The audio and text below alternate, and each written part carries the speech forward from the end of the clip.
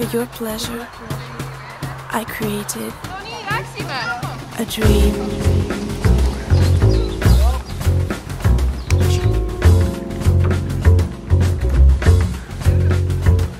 Our fantasy will have no limits,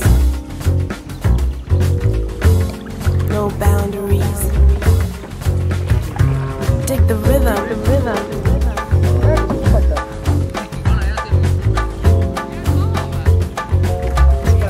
That rhythm that is like an eruption that goes through your body.